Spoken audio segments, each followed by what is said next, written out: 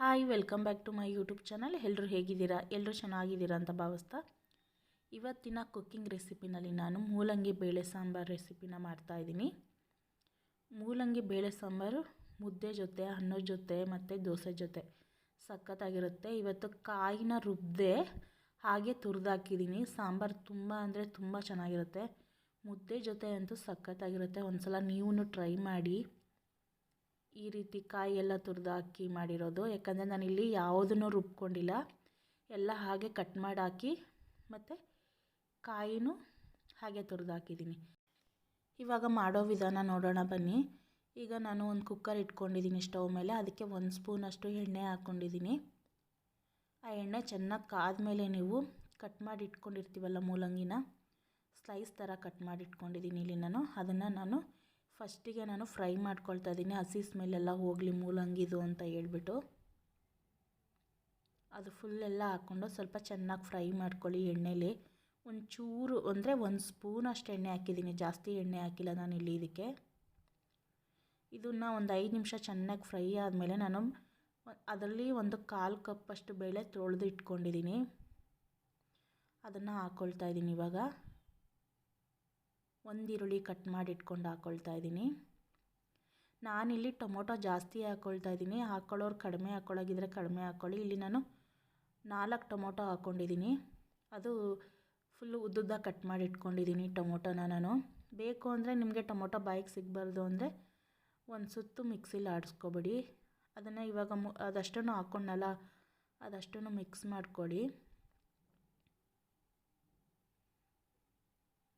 ಈಗ ನಾನು ಖಾರದ ಪುಡಿ ಹಾಕ್ಕೊಳ್ತಾ ಇದ್ದೀನಿ. ಮನೆಯಲ್ಲೇ ಮಾಡಿಸಿರ್ತಕ್ಕಂಥ ಬೇಳೆ ಸಾಂಬಾರು ಪುಡಿ ಹಾಕ್ಕೊಳ್ತಾ ಇದ್ದೀನಿ. 3 ಸ್ಪೂನಷ್ಟು ನಾನು ಬೇಳೆ ಸಾಂಬಾರು ಪುಡಿ ಹಾಕ್ಕೊಂಡಿದ್ದೀನಿ. ಇದನ್ನು ಇವಾಗ ಚೆನ್ನಾಗಿ ಮಿಕ್ಸ್ ಮಾಡಿಕೊಂಡು, ತುಂಬ ಅಂದರೆ ತುಂಬ ಈಸಿ. ಎಲ್ಲ ಕಟ್ ಮಾಡಿ ಇಟ್ಕೊಂಡ್ರೆ ನೀವೇನಾದರೂ ಆಡಿಸೋದಕ್ಕಾಗಲಿಲ್ಲ, ಈಗ ಅರ್ಜೆಂಟಾಗಿ ಮಾಡಬೇಕು ಅಂತಂದರೆ ಸುಮ್ಮನೆ ಹಿಂಗೆ ಕಟ್ ಮಾಡಿ ಇಟ್ಬಿಟ್ಟು ಮಾಡಿಬಿಡ್ಬೋದು. ಈಗ ನಾನು ರುಚಿಗೆ ತಕ್ಕಷ್ಟು ಉಪ್ಪು ಹಾಕ್ಕೊಳ್ತಾ ಇದ್ದೀನಿ. ಏನು ಮಿಕ್ಸಿಲಿ ಆಡ್ಸೋಂಗಿಲ್ಲ, ಏನಿಲ್ಲ, ಆರಾಮಾಗಿ ಮಾಡ್ಕೋಬೋದು. ನೋಡಿ ಇವಾಗ ಕುಕ್ಕರ್ ಲಿಡ್ನ ಕ್ಲೋಸ್ ಮಾಡಿದ್ದೀನಿ. 2 ವಿಷಿಲ್ ಕೂಗಿಸ್ಕೋಬೇಕು. ನೀವು ಬೇಕು ಅಂದರೆ 3 ವಿಷಿಲಾದರೂ ಕೂಗಿಸ್ಕೊಳ್ಳಿ. ಇಲ್ಲಿ ನೀರಿಗೆ ಬೇಗ ಬೇಯುತ್ತೆ ಅಂತ ಹೇಳಿದ್ದೀನಿ ಬೇಳೆ, ಅದರಿಂದ ನಾನು 2 ವಿಷಿಲ್ ಕೂಗಿಸ್ಕೊಳ್ತಾ ಇದ್ದೀನಿ. ಈ ಕುಕ್ಕರೆಲ್ಲ ಫುಲ್ ತಣ್ಣಗಾಗಿದೆ. ಇವಾಗ ಓಪನ್ ಮಾಡಿದ್ದೀನಿ. ಈ ಥರ ಕಾಣಿಸ್ತಾ ಇದೆ. ದಯವಿಟ್ಟು ಟೊಮೊಟೊ ಇಷ್ಟ ಆಗಲಿಲ್ಲ ಅಂದರೆ ಗ್ರೈಂಡ್ ಮಾಡಿ ಹಾಕ್ಕೊಳ್ಳಿ, ಇಲ್ಲ ಹಿಂಗೆ ಮಾಡ್ಕೊಳ್ತೀನಿ ಅಂದರೆ ಈಸಿ ಆಗುತ್ತೆ ಮಾಡ್ಕೊಳ್ಳಿ. ನಂಗೆ ಟೊಮೊಟೊ ಹಿಂಗೆ ಸಿಕ್ಕಿದ್ರೆ ಚೆನ್ನಾಗಿರುತ್ತೆ ಬಾಯಿಗೆ, ಅದಕ್ಕೆ ನಾನು ಟೊಮೊಟೊ ಹಾಗೆ ಹಾಕ್ಕೊಂಡಿದ್ದೀನಿ. ಈಗ ಮಾಮೂಲಿ ನಾನು ಸಾಂಬಾರ್ಗೆ ಯಾವುದು ಯೂಸ್ ಮಾಡ್ತೀನೋ ಆ ಪಾತ್ರೆ ತೊಗೊಂಡು ಈಗ ಒಗ್ಗರಣೆ ಹಾಕ್ಕೊಳ್ತಾ ಇದ್ದೀನಿ. ಸಾಂಬಾರಿಗೆ ಒಂದು 3 ಸ್ಪೂನಷ್ಟು ಎಣ್ಣೆ ಹಾಕ್ಕೊಳ್ಳಿ ಕಾಯಕ್ಕಿಟ್ಬಿಟ್ಟು. ಅದಾದಮೇಲೆ 1 ಸ್ಪೂನಷ್ಟು ಸಾಸಿವೆ, ಚಿಕ್ಕ ಸ್ಪೂನು, ಅದು ನಾನು ತೋರಿಸಿದ್ನಲ್ಲ ಆ ಸ್ಪೂನಲ್ಲಿ ಸಾಸಿವೆ, ಒಂದು ಸ್ವಲ್ಪ ಕರಿಬೇವು, ಒಂದು 3 ಒಣಮೆಣ್ಸಿನ್ಕಾಯಿ ಹಾಕ್ಕೊಂಡಿದ್ದೀನಿ. ಅದನ್ನು ಚೆನ್ನಾಗಿ ಫ್ರೈ ಮಾಡ್ಕೊಂಡಾದಮೇಲೆ ಮತ್ತೆ ಇನ್ನೊಂದು ಸಣ್ಣದೊಂದು ಈರುಳ್ಳಿ ಕಟ್ ಮಾಡಿಟ್ಕೊಂಡು ಇವಾಗ ಅದನ್ನು ಹಾಕ್ಕೊಳ್ತಾ ಇದ್ದೀನಿ. ಈರುಳ್ಳಿನ ಚೆನ್ನಾಗಿ ಫ್ರೈ ಮಾಡ್ಕೊಳ್ಳಿ. ಸ್ವಲ್ಪ ಒಂದು 5 ನಿಮಿಷನಾದರೂ ಹುರ್ಕೊಳ್ಳಿ ಇದನ್ನು. ಈರುಳ್ಳಿನ ಸ್ವಲ್ಪ ಮೆತ್ತಗಾಗಬೇಕು ಈರುಳ್ಳಿ. ನೋಡಿ ಈ ಕಲರ್ ಬಂದಿದೆ.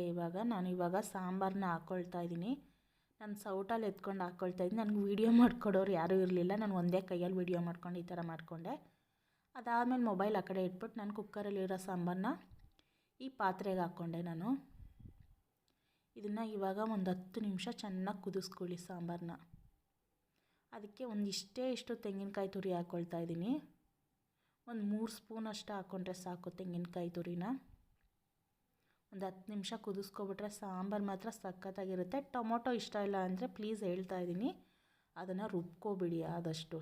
ಯಾರಿಗಾದರೂ ಇಷ್ಟ ಆಗಲಿಲ್ಲ ಅಂತಂದರೆ, ನಮಗೇನಿಲ್ಲ, ನಮ್ಮ ಮನೆಯವ್ರಿಗೆ ಇಷ್ಟ ಆಗೋಲ್ಲ, ಅವ್ರು ಸೈಡ್ಗೆ ಎತ್ತಿಟ್ಬಿಟ್ಟು ತಿಂತಾರೆ. ನನಗಿಷ್ಟ, ನಾನು ತಿಂತೀನಿ ಹಾಗೇ. ನೋಡಿ ಈ ರೀತಿ ಎಷ್ಟು ಚೆನ್ನಾಗಿ ಕಾಣಿಸ್ತಾ ಇದೆ ಸಾಂಬಾರು. ಚೆನ್ನಾಗಿ ಕಾಣಿಸೋದಲ್ಲ, ಟೇಸ್ಟು ಅಷ್ಟೇ ಚೆನ್ನಾಗಿರುತ್ತೆ ಸಾಂಬಾರ್ದು.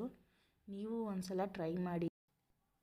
ಹಾಗೆ ಈ ಸಾಂಬಾರಿಗೆ ಮುದ್ದೆ, ಇಡ್ಲಿ, ದೋಸೆ, ಚಪಾತಿ ಸೂಪರ್ ಅಂದರೆ ಸೂಪರ್ ಕಾಂಬಿನೇಷನು ಸಖತ್ತಾಗಿರುತ್ತೆ. ಮುದ್ದೆನ ಇವಾಗ ನಾನು ಟ್ರೈ ಮಾಡ್ತಾಯಿದ್ದೀನಿ. ಸಾಂಬಾರಂತೂ ಫುಲ್ ರೆಡಿಯಾಗಿದೆ. ನೋಡ್ತಿದ್ರೇ ಬಾಯಲ್ಲಿ ನೀರು ಬರ್ತಾಯಿದೆ ಸಾಂಬಾರು. ನೋಡಿ, ಮುದ್ದೆನೂ ರೆಡಿ ಆಯ್ತು. ಊಟ ಮಾಡೋದಷ್ಟೇ ಬಾಕಿ. ಪ್ಲೀಸ್ ಈ ವಿಡಿಯೋ ಇಷ್ಟ ಆಗಿದ್ದರೆ ಲೈಕ್ ಮಾಡಿ, ಶೇರ್ ಮಾಡಿ, ಕಮೆಂಟ್ ಮಾಡಿ. ಪ್ಲೀಸ್ ಸಬ್ಸ್ಕ್ರೈಬ್ ಮಾಡ್ಕೊಳ್ಳಿ. ವಿಡಿಯೋ ನೋಡ್ತಿರೋರಿಗೆ ಧನ್ಯವಾದಗಳು.